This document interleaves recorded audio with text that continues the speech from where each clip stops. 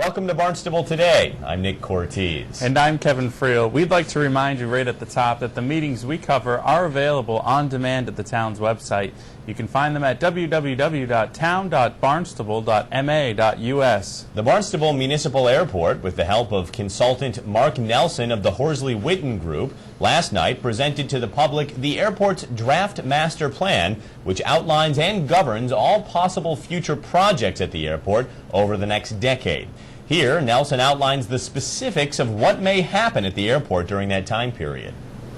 Then with that, there's a series of aviation improvements to improve taxiways and safety for air traffic going to and from the runways.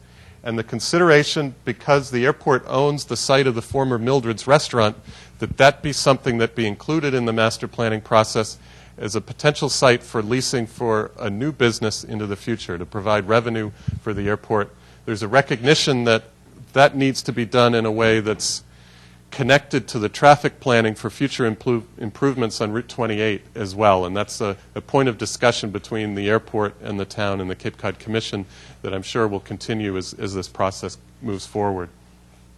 So let's take a look at what this means on a map instead of just a table of words. This is an overall view of the airport again, and what we're looking at primarily is this is the east ramp area where there may be some additional construction.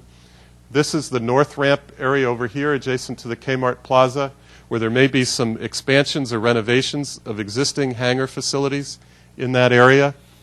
In the dark gray here are the aviation improvements that are proposed, an extension of the apron in front of this east ramp to provide for aircraft parking and an improved flow of the movement of aircraft in this area, and then improvements to the two taxiways that extend along this runway.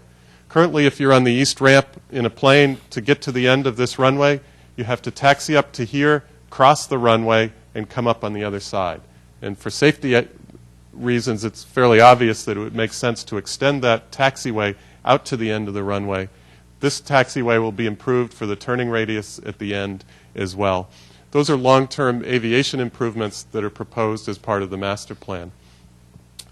From a development standpoint, the airport has looked at what could happen to improve the facilities for aviation within the east ramp and the north ramp.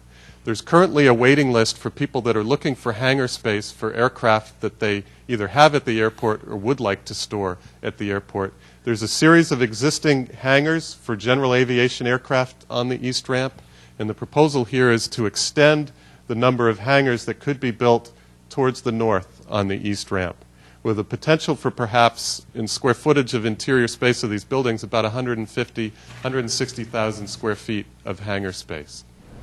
Nelson then moved on to discuss the potential benefits to the local economy if all the projects mentioned in the master plan are completed. In a very preliminary way, we estimate at most there'd be roughly $32 million of new construction that would take place out here. That can translate roughly to 350 job years, or 350 years of work. It could be 350 people working for 1 year, or it could be, it's not going to be one person working for 350 years, obviously. But this was done using some of the calculations that a lot of people are using these days to estimate the number of jobs you can get from the stimulus money that's been out over the last few years. For roughly every $92,000 of construction costs that you have, you create one job year of employment. So that's how that's been put together. Long term, the personnel that would work at these new facilities, we're estimating we're looking at maybe between 27 and 38 people. That's if everything was built according to the master plan process. And that gives us, a bit of a range here, but our guess of between $30,000 and $70,000 a year in additional tax revenue that would come into the town from the construction that's proposed here. A major component of the airport's draft master plan is a series of performance standards that any new construction project will need to meet in order to ensure that the surrounding environment is protected. Nelson ran through a few of them during his presentation. All hazardous materials have to be controlled under the cap that the Cape Cod Commission has on the airport right now. So there would be no increase in the volume of hazardous materials there. What we're suggesting is there'd be no significant use of hazardous materials on the east ramp of the airport in any of that new construction. That any new hangar there they would be limited at a maximum to household quantities of hazardous materials. That's required under local zoning. It makes perfect sense that we're not increasing the storage of hazardous materials closest to the areas where the drinking water supplies are. So that would be one performance standard that would be required on any of the properties in the East Ramp. And again, the cap is the governing maximum volume that can be used at all throughout the airport, so we wouldn't be looking to increase that. I mentioned earlier the septic systems on the East Ramp will need to be connected over time to the town sewer. Any new facilities that are built on the East Ramp will be connected to sewer from day one. That's the same on the North Ramp. The North Ramp facilities that are there today are currently connected to sewer. Any changes out there, the requirement will stay that they continue to connect to sewer. The existing facilities, there aren't too many of them left that are out on the East Ramp.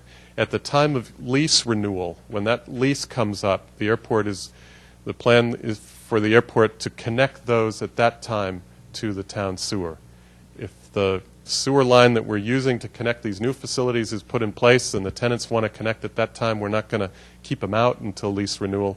But that's the time when the airport has the ability to make a change in their activities, is when the lease negotiations take place. So over time, those septic systems will be removed. Those septic systems right now incorporating and requiring green design, green building design, and renewable energy components that will go into those as well.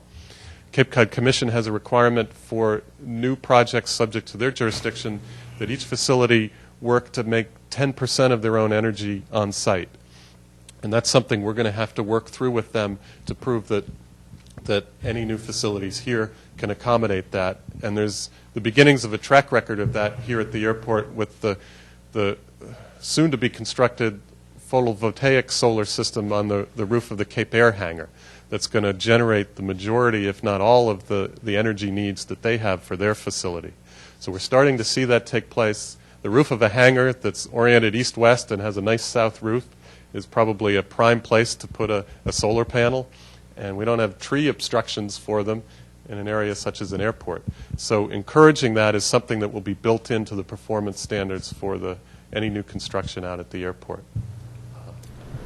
After the presentation, the floor was opened up to public comment, and there wasn't much to be heard. But Hyannis Water Board Chair Deb Crow did offer a few suggestions on behalf of her group. We applaud the commitment to have all the new development on the East Ramp connected to town sewer, and the commitment to capping hazardous materials at each new site to household quantities. We understand that the development of the East Ramp will be designed for airplane storage. We are concerned about any maintenance on aircraft that will occur in these new facilities, as maintenance of planes is not allowed in wellhead protection areas. We would like any maintenance allowed to be significantly limited in scope and clearly delineated in the lease and be included in the site plan review documents. No change of use should be allowed that would increase the maintenance allowed in this area. Any company that will have its lease renewed or request a change of use will be required to adhere to the policies on sewer connection and hazardous material storage, and that all new development here and other parts of the airport must be constructed with best practices for spill containment. The full airport draft master plan is available for download. Just visit the town's website and click through to the airport page. Just one meeting left to go this week. The town council convenes tonight at 7 p.m. in the town hall hearing room. Well, that's all the time we have for now. For Kevin Friel, I'm Nick Cortez. We'll see you next time on Barnstable Today.